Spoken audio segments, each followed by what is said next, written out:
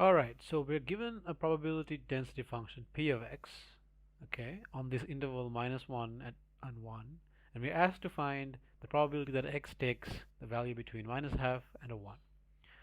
Okay, so what information do we have? So this is probability of this is the probability density function, and we know that to get a probability we need to integrate over some interval j the probability density function, okay, and that'll give us the p of x taking some value. Okay, so from here we know that if we are only considering just this domain, and we are given that this function is defined over this domain, then we know that what this is telling us is that x has to take a value between -1 and 1. So that's certain. So what the saying is the if so if j is, no, that's not if. So given given that j is defined, less than 1 and greater than -1. Okay, so the integral over j of p of x equals 1. Okay, so that means the integral from -1 to 1 of this function c times the square root of 1 minus x squared dx should equal 1. Okay, and we can pop this c out because it's a constant, and that gives us c integral of -1 to 1 square root of 1 minus x squared dx equals 1. Okay, so to solve this integral, we're gonna use trigonometric substitution, because it's in the form that might work. Okay. All right. So to begin the trig substitution, let's just draw a triangle. Okay. Like so. Okay, and then let's call this theta. Okay, and if we call these sides A, B, and C, we know that the hypotenuse c squared equals b squared plus a squared, right?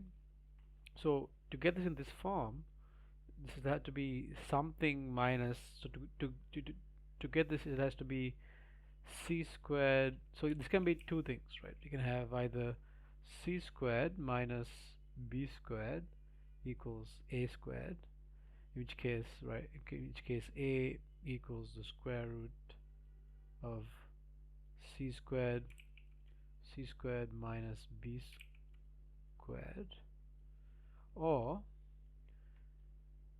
c squared minus a squared equals b squared, and b is the square root of c squared minus a squared. Okay, so we know that this, it has to be this form, right? So we know that c has to be 1, so this has to equal 1, right? So this has to be a equals the square root of 1 minus b squared, or b equals the square root of 1 minus a squared. And we know b has to be x or a has to be x, because this has to be 1. So we need to assign x to one of these, and which one we should assign it to largely depends on, well, how the trigonometric identities that we're going to end up with, and depending on where you set x, it might make your life easier or harder. So let's just try by setting b equals uh, to, well, yeah, so let's try by setting a equals to x, right? So if a equals to x, then b is the square root of 1 minus x squared. Okay, so this is the square root of 1 minus x squared. Okay, now we can use trig to get our identity. So we can say, so the cosine of theta equals adjacent over hypotenuse. So that's nice identity. So it's just x, right? And then the sine of theta is sine is opposite over hypotenuse. So that's the square root of 1 minus x squared over 1. Okay, so not so bad. And we can also just, for the sake of completion, get tan of theta, and that's just the square root of 1 minus x squared over x. Okay, now we can we need to replace parts of these things. So we also need something to replace this dx with. Okay, so if you take so this is pretty easy to derive, right? So if you take the derivative of this function, okay, so we get the derivative of cosine is sine, right? So so if you take this, right, this is sine of, sorry, is negative sine, right? So derivative of cosine is minus sine theta d theta equals 1 times dx, right? So if you take the derivative of x, that goes to 1. Okay, so we can now replace we have all the things that we need to replace this, right? So we can say this equals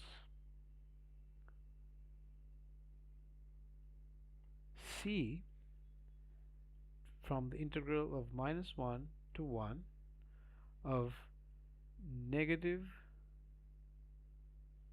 so so we replace this with sine theta,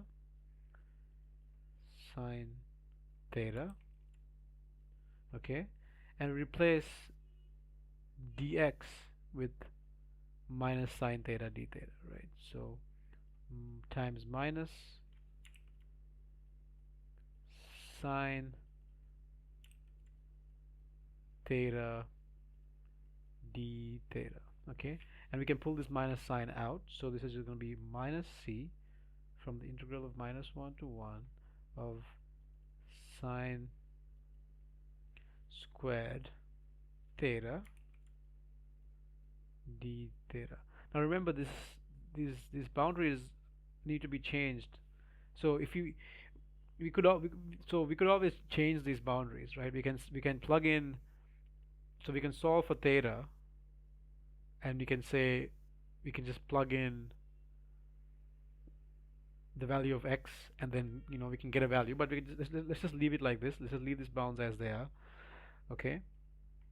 Now let's just integrate this. Okay. So what is the integral of sine squared theta? It's fairly straightforward to remember this. I mean, you could also do this long way, but I'm just gonna say, for the sake of brevity, I'm just gonna say this is this is minus c times 1/2 of theta minus sine theta cos theta. Okay, that is the integral of sine squared theta. Okay, and we evaluate this from minus 1 to 1. Okay, remember, we still can't evaluate this interval, so we need to bring this back into the form of x. So we can go up here. Okay, and we can say that this is minus c times 1/2 of, so we need to replace theta. So if cosine theta is x, then x is cos inverse of x, right? Take the cos inverse of both sides, we get, okay, so we can replace theta here with this value. So this is cos inverse of x, right, minus the square root of replacing sine theta with this this function, so 1 minus x squared, okay, and we multiply that with x, right? So we have cosine theta, which is equal to x, right? So we plug it. So we just basically brought all the x terms back after doing the integration. So that's the whole point, right? So the point is to do, because this is a, so to solve this messy integral using trigonometric identities and then bring the x terms back as if nothing happened, right? Now we are able to integrate back in these original boundaries, okay? All right. So now you just solve these values, right? So what's the answer? So this is going to be equals to minus c times, so half times, okay, so the upper bound, evaluating the upper bound over here, so cosine inverse of 1 is 0, okay, minus 1 squared, so 1 minus 1 is 0, so this whole thing becomes 0, so 0 minus 0, and then now we evaluate the lower bound, right? So the cosine, so this is going to be minus a half times the cosine inverse of minus 1, okay? So the cosine inverse of minus 1 is pi, right? So cosine inverse of minus 1 is 180, which is a pi, right? So if you plug in cosine inverse of minus 1 into your calculator, you get 180, which is pi, right? So pi minus this term evaluated at minus 1, so minus 1, this becomes minus 1 squared is 1, 1 minus 1 is 0, so this whole thing becomes 0, so this is minus 0, right? This whole thing is timed by c. So basically I just did this whole thing twice, so one for the upper bound, one for the lower bound. It's the upper bound minus the lower bound, right? Okay, that's from the fundamental theorem of calculus. So this goes to 0, it's just 0 times a half, so this goes to 0, and we end up with minus c times a minus pi over 2, okay, and we know this whole thing has to equal 1, correct? Because we have this whole thing equals to 1 over here, so this has to equal to 1, okay, and when we solve this we get c equals 2 over pi.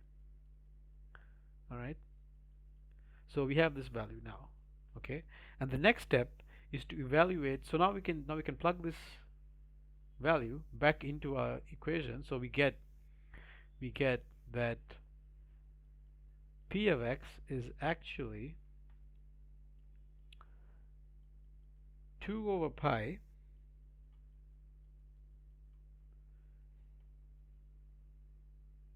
square root 1 minus x squared, okay, and then to find the value of the probability of x being between minus half and 1, what we need to do is do the integral, okay, so basically the integral between minus half and 1 for p of x,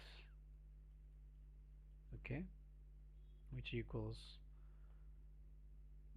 so you can, which is this equation, right? So I was going to pull this 2 over pi out, and the integral from minus half to 1 of the square root of 1 minus x squared, okay, and we've done that over here, right? So this is the exact same integration that we did over here, and we got it to be this function, right?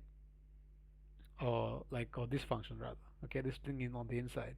So instead of integrating between minus 1 and 1, you do minus half and 1, and you have c as 2 over pi, and you solve that, and you just just plug in the values and solve that using the FTC, and you get an answer.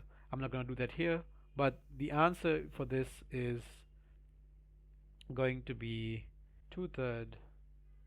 The answer is going to be 2/3 plus square root of 3 over 4 pi, or this number in decimal form, right?